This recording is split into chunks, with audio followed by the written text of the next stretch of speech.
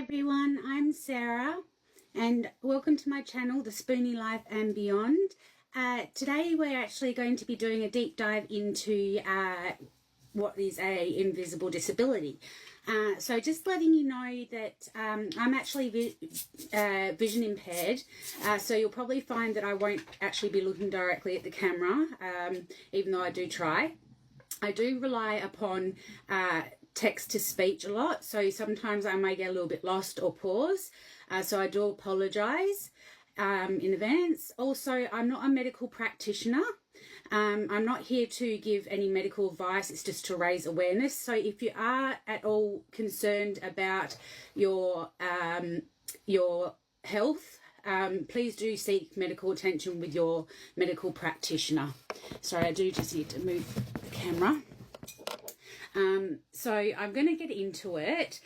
So essentially, for the people who don't know, my channel is about raising awareness and advocating in regards to chronic illnesses, disabilities and invisible disabilities. And essentially there is a lot of overlap within those three components. So I have previously done deep dives into chronic illness and disabilities, so they are available on my channel. There is also a deep dive into Tourette syndrome, so each week I will be also doing a deep dive into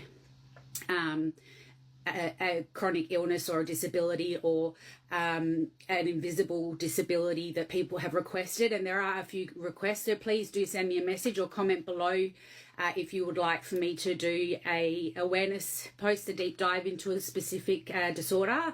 I would absolutely be more than happy to do that, or if you would like to be a guest speaker and share your knowledge and your experiences and your journeys. So we do actually have a couple of guest speakers this week as well, which will be absolutely great. I'm very excited. So I'm now going to jump into invisible disabilities. So which disabilities are non-visible? So daily life can look different for people with invisible disabilities. So invisible non-visible disabilities or illnesses include a wide range of disabilities, and these are not limited to, but may include mental health conditions, including anxiety, depression, schizophrenia, personality disorders, obsessive compulsive disorder, autism, Asperger's syndrome. It's a wide range, you know, lupus, many autoimmune diseases like vasculitis, which has many forms like Behçet's, microscopic polyangiitis. There's so many, it's just so diverse. It's also vision impairments or restricted vision, hearing loss, sensory and processing difficulties, cognitive impairment, that includes dementia, traumatic brain injury, and learning disabilities. And non-visible health conditions including diabetes, you know, there's type 1 diabetes and type 2 diabetes, chronic pain or chronic fatigue, respiratory conditions, even incontinence. So there, like I said, it's so diverse. You know, it really is. The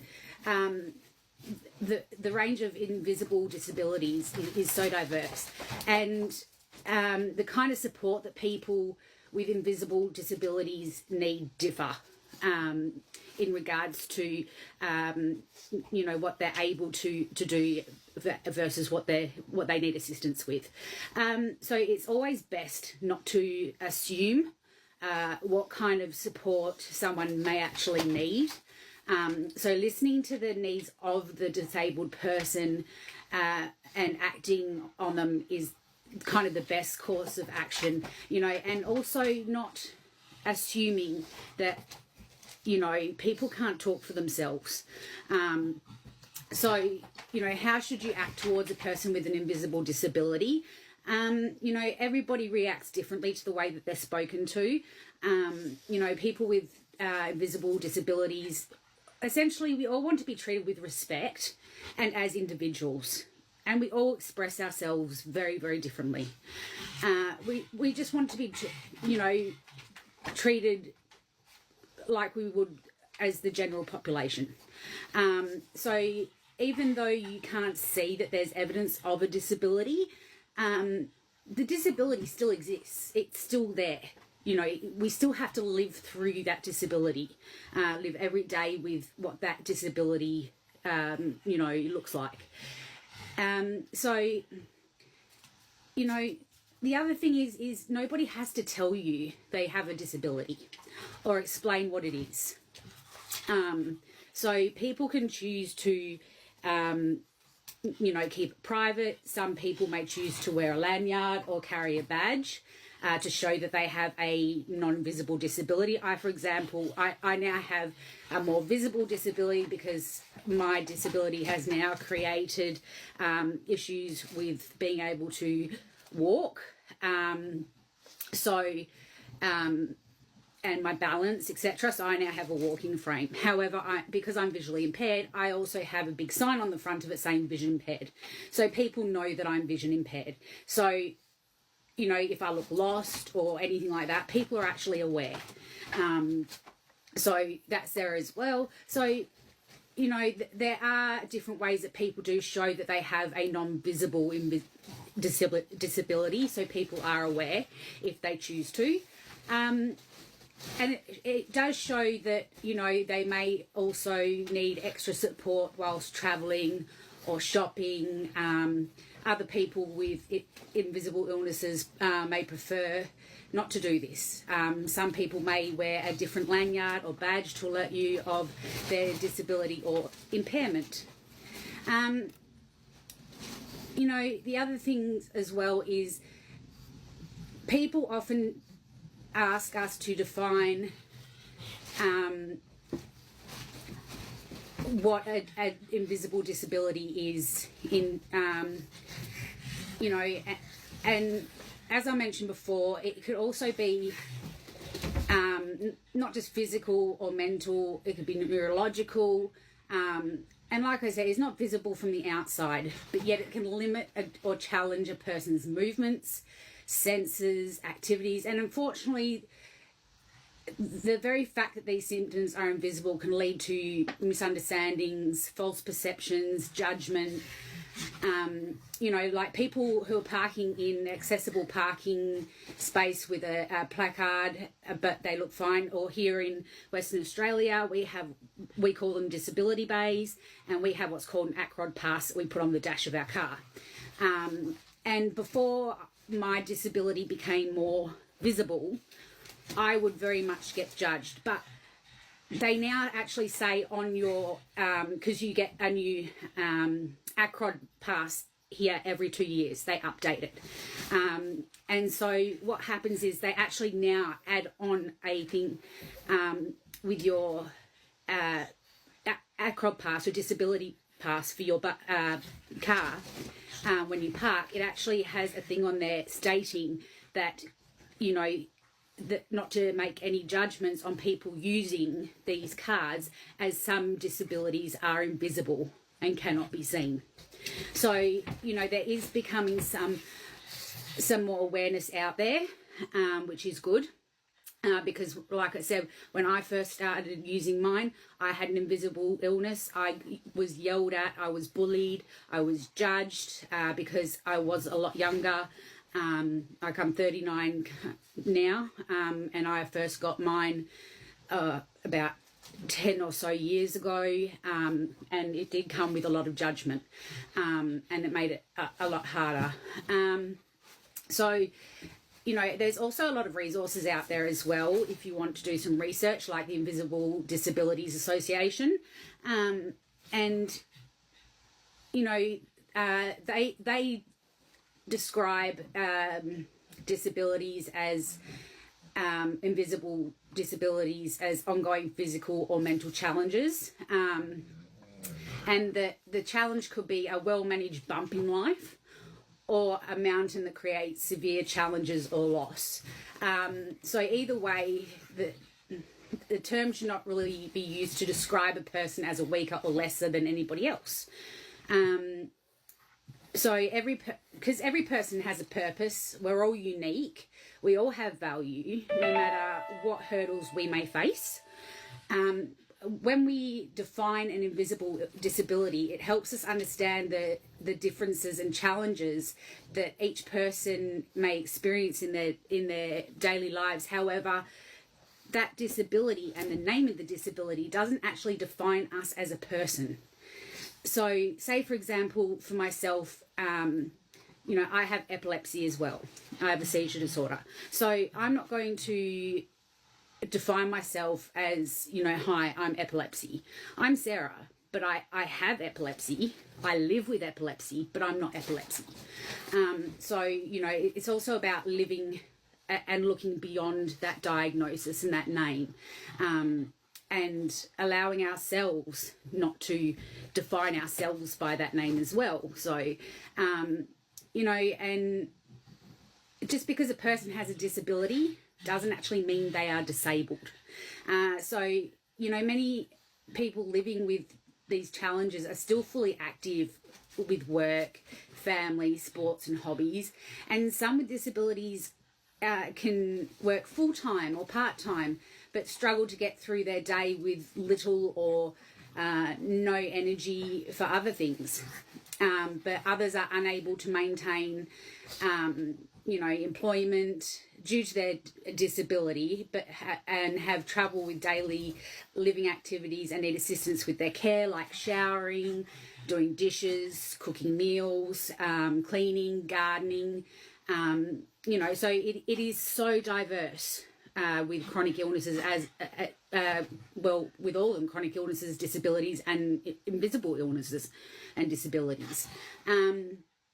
Sorry,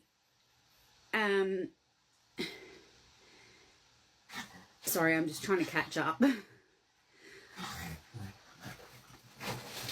So defining invisible disabilities can open doors of communication and understanding. So often people think the term disability often refers to people who are using a wheelchair or walker. So like I said, a lot of people look at disabilities, like I said in one of my previous videos, and, they see it as you have to fit in that box. So you're having to fit in that box of being in a wheelchair or having a walking frame to be considered disabled or have a disability. But on the contrary, that's not the case. Approximately 20% of the population actually lives with a disability. And not all of them fit in that box. Actually, a majority of them don't fit in that box of having to use a wheelchair or a walking frame. So they don't. We don't always have to have the use of assistive equipment, really. A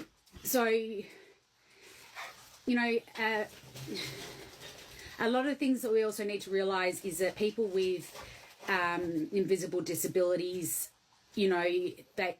they can come in waves. The disability can come in waves. So, and what a lot of us, as what we call spoonies, will call flare-ups. So we could have times where, we could be stable, things aren't as painful, things aren't, the side effects aren't as severe as they normally are, and then we could have flare-ups, and, this is times where, people could have debilitating pain, dizziness, cognitive dysfunctions, learning differences, could change, mental health disorders could fluctuate, hearing can change, vision can change. These things aren't always obvious to other people. So, it's important that support people in the community, etc., need to learn that, just because a person looks well on the outside does not mean that they are well on the inside. And it's very hard when you look well on the outside and you are going through all these things, and and you always get told, oh, but you look so well. And it's so difficult because your insides are sometimes screaming, but I don't feel that way. And you just want to be heard. So, you know, you have those things as well, you know, and, you know, so it can then lead to, you know, limiting daily activities. So, you know, sometimes people don't understand that people with invisible illnesses, when they have these flare-ups, they may tend to cancel plans, and sometimes often, because it is so unpredictable. And unfortunately, it's difficult because people on the outside, they can't see that you're unwell. They don't understand, you know, what's going on the inside, etc. So, you know, it makes it a lot harder, you know, and it can put strains on relationships, you know, because it can unfortunately wear people down, because it is very difficult for people to understand because they can't see it. So, you know, someone who has a visible impairment, who uses like a wheelchair or a walker or a cane, you know, it's very different, you know, because it's visible. People can understand straight away that, you know, that there's challenges, there's difficulties. This person, you know, maybe you're having a more difficult day than usual, whereas obviously people with invisible illnesses and disabilities, that's not the case. So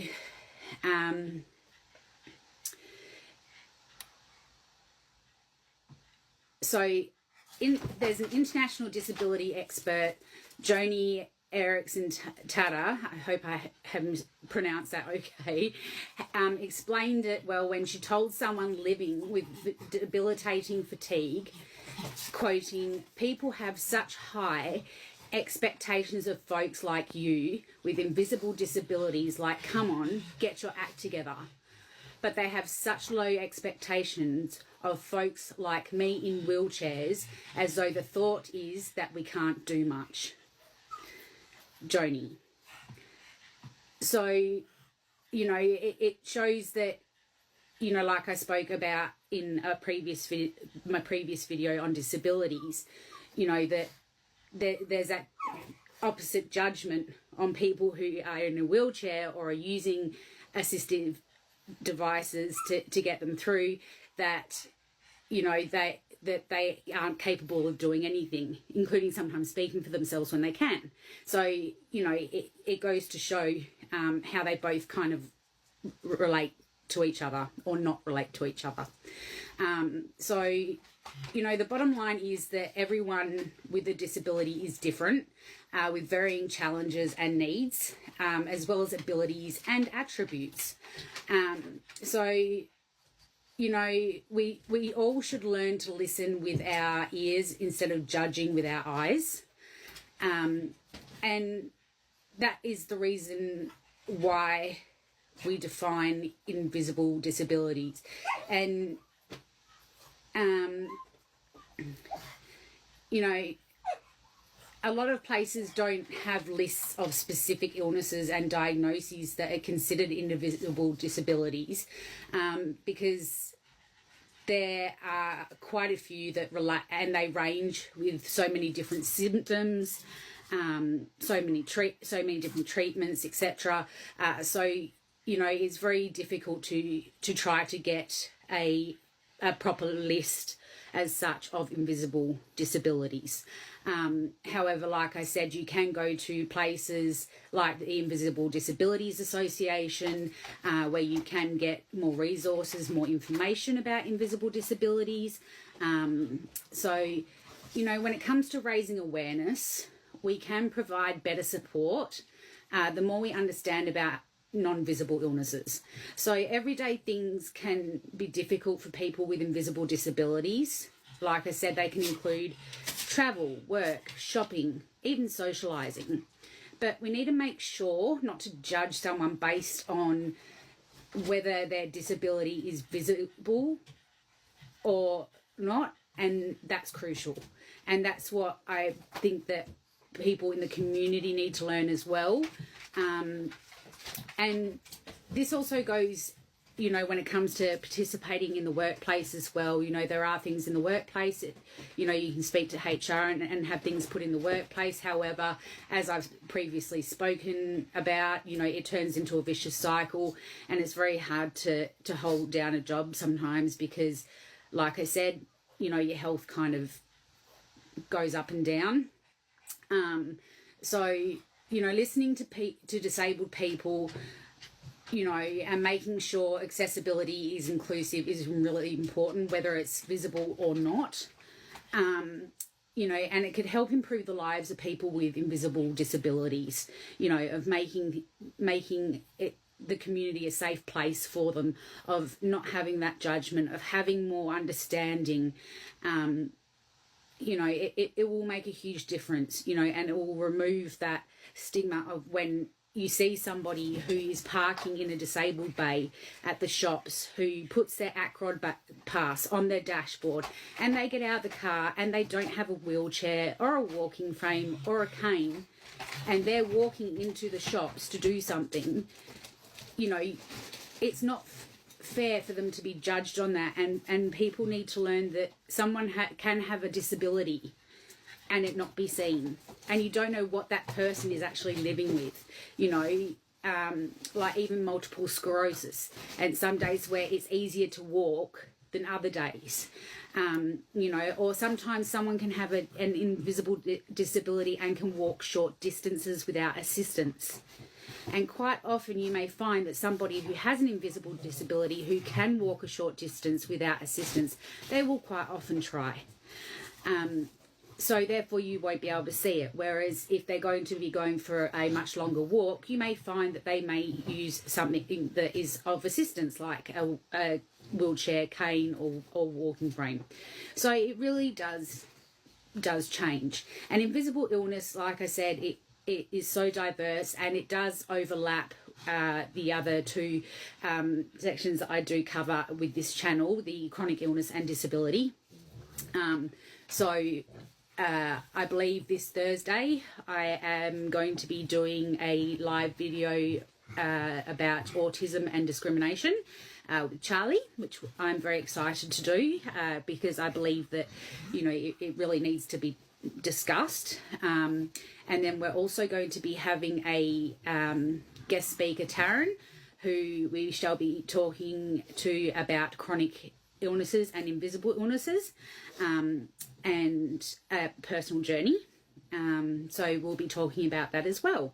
So I do really appreciate you all coming along and listening to the video, and hopefully this will help people to be able to share and help support systems and carers, and even just shared throughout the community so people can understand, you know, and remove that stigma of people with invisible illnesses, you know, so they don't think they're faking it.